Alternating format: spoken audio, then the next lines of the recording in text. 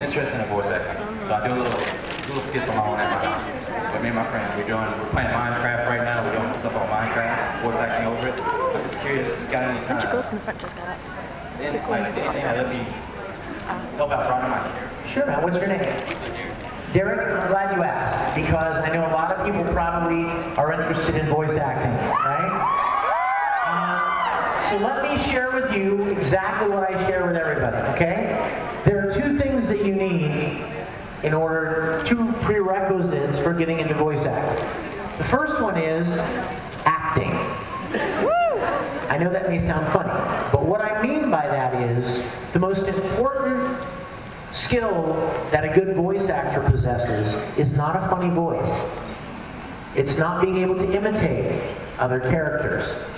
It's not being able to sound like this character or this character. It's acting. Every voice actor I know like 70 different voice actors that work regularly in this business, and I can only think of two that have never had any extensive acting experience or training. Most all of us have a great deal of experience in acting. I did a lot of work here in Houston, all through grade school, high school, college, community theater, summer stock, college, repertory theater. I mean, my degree was my minor was actually in theater. Lucy Christian has a master's degree in theater. So my point is, and I'm not saying you have to have a master's, but what I'm saying is acting training. Get yourself as much experience acting as you can, because that's the most important thing about voice acting. The second thing is that you have to be where the work is. I am very happy to tell you guys that you happen to live in a state, one of the only ones, that has voice acting opportunities.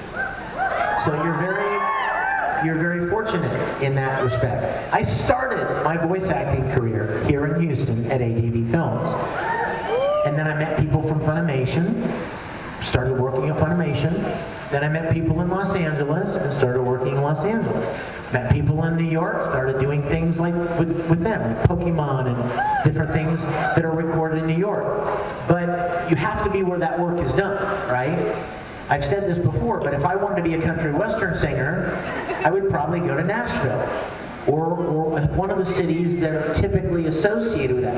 If I wanted to do certain things, there are certain places where you do those things, where the most opportunities exist. So, acting experience and location. For location, it's Los Angeles, Houston, Dallas, New York, Vancouver, Canada, and unless you're a Canadian citizen, you can forget about that one too. But those are the places where voice acting work is done. So get as much skill as you can, develop your skills as an actor, and then just be where the work is. And dude, you're in prime location for that. Prime location. Yes. Flashy hand.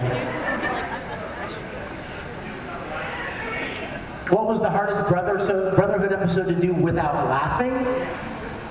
Well, there were plenty that were not funny at all. I mean, nobody's laughing when, like, you know, when Mustang's going and, like, you know, firing and torching lust or envy. But I tell you, you know what was funny that I had a good time with was when Ling and Ed got stuck in Gluttony's stomach.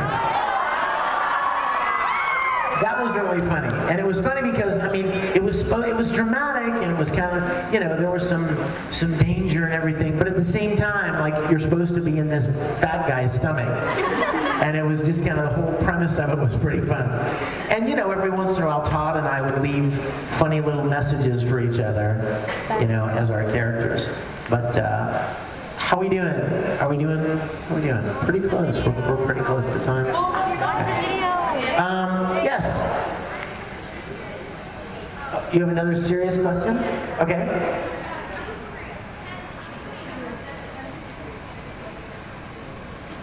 Wow. Bam. She said, has anyone ever told you you shouldn't be doing anime because you're a Christian?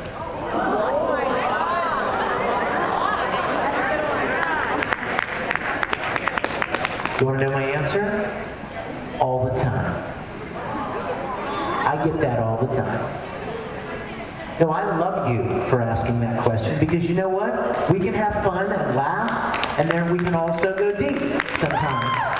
And let me tell you something. You know what I think? You guys, you want to know what I think? I'm not preaching. I'm just sharing my answer. Everybody, don't get offended. I'm answering this girl's question, all right? Here is my answer. I believe with every ounce of my being that God opened the door for me to get into anime. I am so grateful to be a part of what I do, and my greatest desire is to share His love with everyone I meet in anime.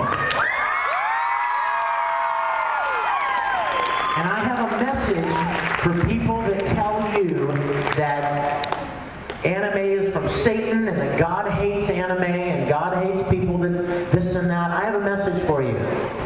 Shame, shame, shame on those people. Because I tell you what, the God that I understand from His Word is madly in love with you. And there is nothing you can do to stop that. He doesn't care. He doesn't care if you like anime. He doesn't care if you like to wear black. He doesn't care if you like to pierce your fill in the blank. He doesn't care if you like to color your hair purple. He is crazy about you, and there's nothing you can do about it, so just accept it. So I get very sad. And can I tell you guys something, because we're in Houston? This is a good place to wind it up, because I know we're running out of time, but I want to share something very, very close to my heart with you. I'm going to tell you something, because not a lot of people know this. I led worship at my church here in Houston for many years.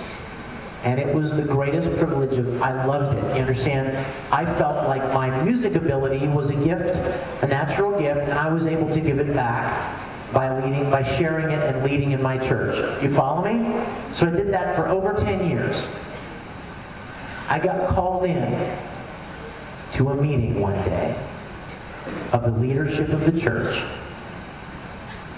And apparently some of these people had gotten on the internet and read about this rebellious little teenager that I played named Edward Ulrich.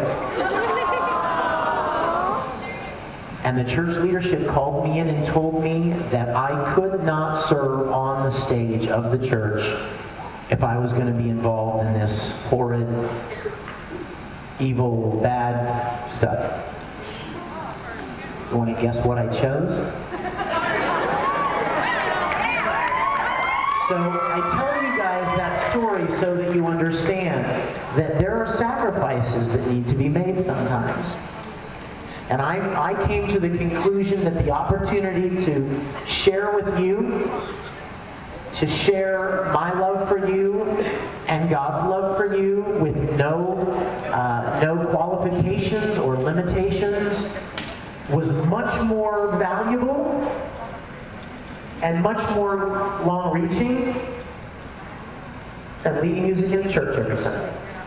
So I decided to kick up my convention work, and I travel almost every weekend somewhere. And I feel like that's what I was supposed to do.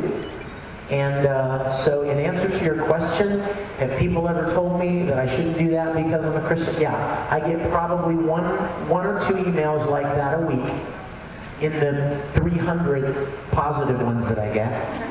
I get a couple that'll say that, and I'll write them back and I'll say, I'm sorry you feel that way, because I feel like I'm doing exactly what God made me to do. And I wish you guys the very best, and I'm sorry, and that's all I can say. And I need to tell you, I've turned down a lot of roles because I didn't feel like it was something that I could in good conscience do. There are sacrifices to be made, but if I believe what I say I believe, then I have to believe that everything works out the way it's supposed to work out. So I just want you guys to know that I adore you, and I'm so grateful for your kindness and your support of my work. I'm glad you're here, and I'm going to head down to the autograph session.